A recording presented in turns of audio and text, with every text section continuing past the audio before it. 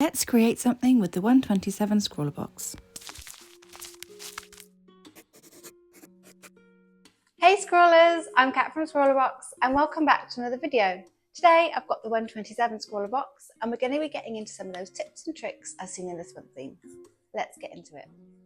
A quick reminder of what's inside. The Faber-Castell acrylic markers in black and white. These bad boys are also dual-ended.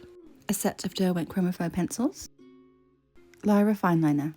Scrawlr sticker. A grey pad. Featured artwork from Nat Trapped Art. And a ScrawlrZine. This is where all our tips and tricks are. Let's crack on then, shall we?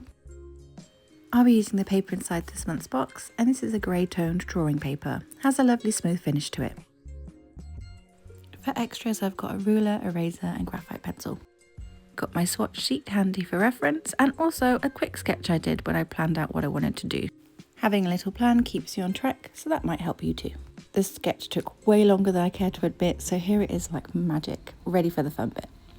Starting with the background, I've chosen the thick end of the dual-ended Faber-Castell markers, and I'm just ripping off a bit of paper, because I'm going to do a bit of smudgy effects with it. It's a really simple way to add some texture for visual interest.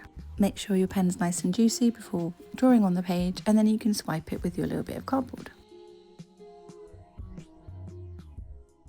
Nice. Now we can keep going and adding lots of different layers and different rough effects. Having a background really helps your subject pop.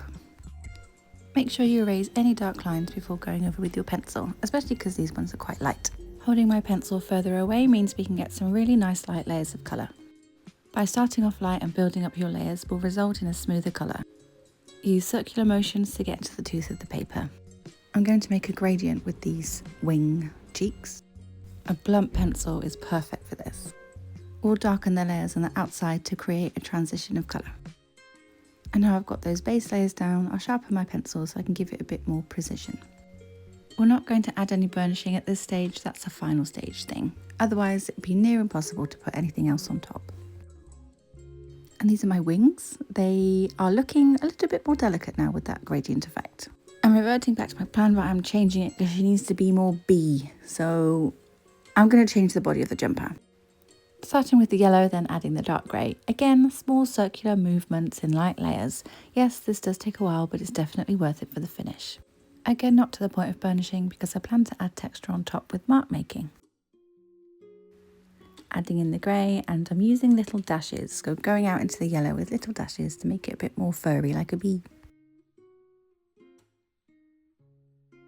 Now we're going to add a little bit of water to those acrylic pens. By watering down, you can paint over the paper and pencil to add some shadow. The more water you add, the lighter the wash. Use a piece of paper to test it out first. I've also doubled that up as a palette. Then paint away.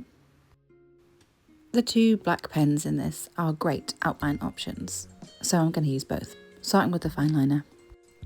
Mixing up the width lines creates more visual interest, makes it a less blocky finish. I like it.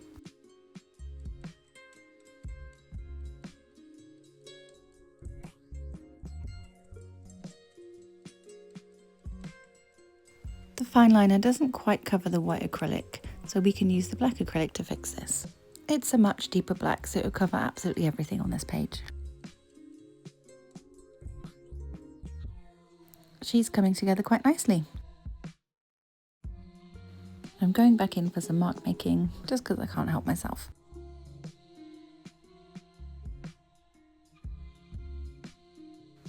Adding in a little bit of whites to the eyes, just to make them pop a little bit. I felt the wings needed a bit more something, so I added the darker blue to the outside and I've blended it back in with the pen. By overlapping your colours and gently smudging them in, you can make a really nice blend. Finishing off with the darker pressure lines over that grey for a subtle nod and a fur effect for that bee jumper. Make sure everything's completely dry before erasing any graphite lines. And we're going to finish off with a little border. Prevent smudging by making sure the edge of the ruler is clean. You don't have to use your jumper like I did, you could use a tissue, especially because it stains. I let the border lines dry and then I added a little bit more white to the outside. Tips and tricks with the 127 ScrawlrBox done. And there we have it, the 127 ScrawlrBox in action. Hope you found this video useful, and until next time, keep scrolling. Thank you for watching. This was a super fun one to draw and I managed to cover pretty much all of the tips. I've given myself that challenge going forward. Anyway, I do hope you found it useful, and leave a little bee emoji if you watched it as well. Subscribe. Bye.